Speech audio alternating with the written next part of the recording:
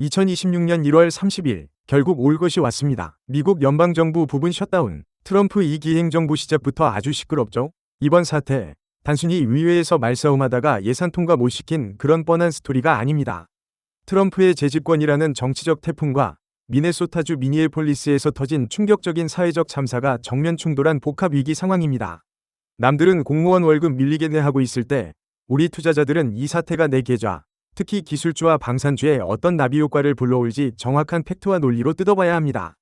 지금부터 그 디테일 들어갑니다. 이번 셧다운의 핵심 트리거는 국토안보부, DHS, 그 중에서도 이민세관 단속국, ICE 예산입니다.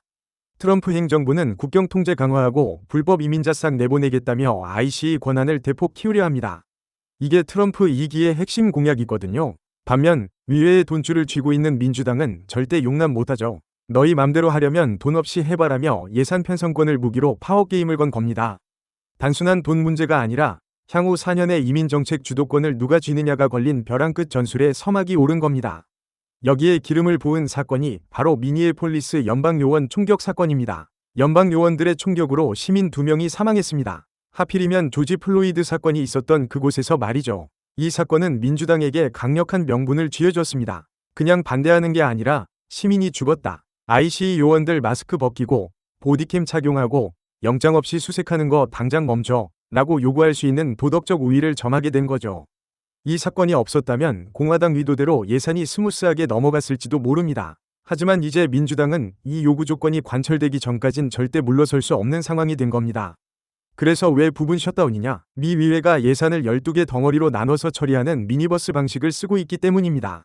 농무부 같은 덜 민감한 예산은 이미 통과됐어요. 문제는 지금 멈춘 게 국방부, 국토안보부, 재무부 같은 국가 핵심 기능 6개 부처라는 점입니다.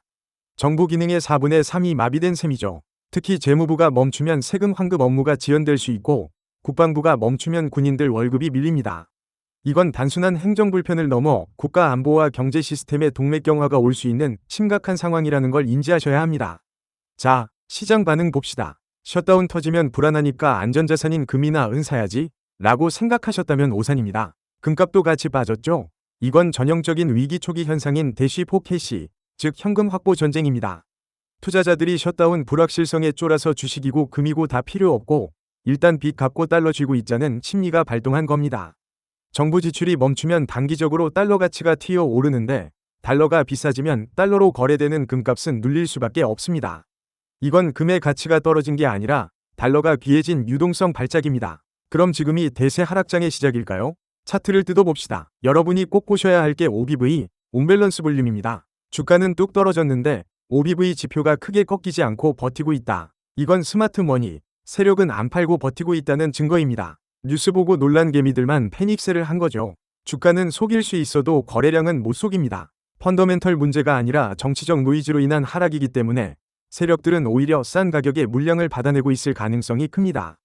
보조지표인 RSI와 스토캐스틱도 보세요. 이미 과매도권 30 이하 깊숙이 들어와 있을 겁니다. 역사적으로 정치적 이슈로 인한 급락장에서 과매도 신호는 최고의 단기 매수 기회였습니다. 셧다운은 기업의 실적을 갉아먹는 악재가 아니라 투자자의 심리를 갉아먹는 악재일 뿐입니다.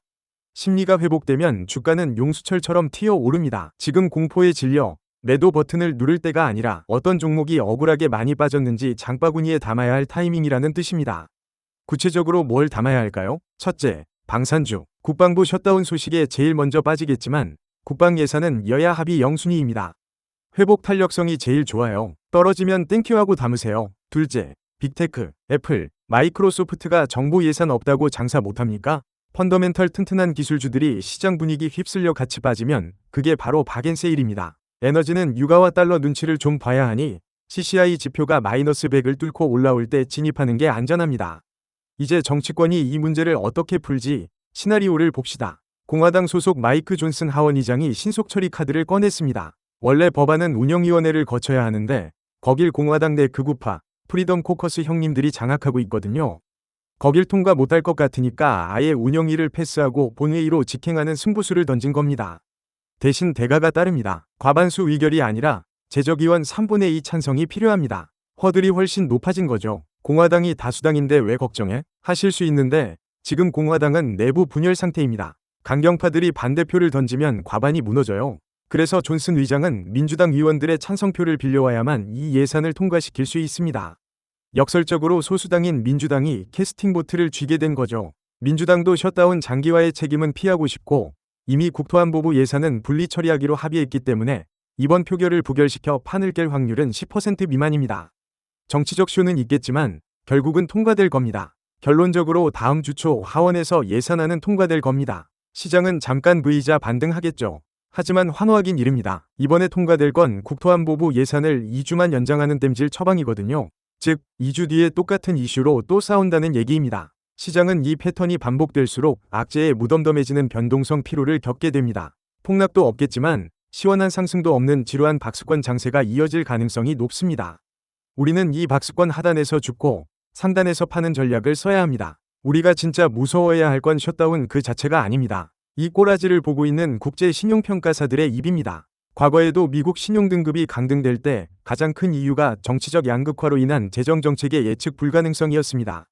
만약 이번 2주 연장 기간 중에 무디스나 피치가 미국 위에 일 처리하는 거 보니 신용등급 낮춰야겠다라고 경고 멘트를 날린다. 그때가 진짜 발작 버튼 눌리는 날입니다. 국채금리 튀고 나스닥 박살 날 수 있어요. 셧다운 뉴스보다 신평사 코멘트를 더 예민하게 체크하셔야 합니다.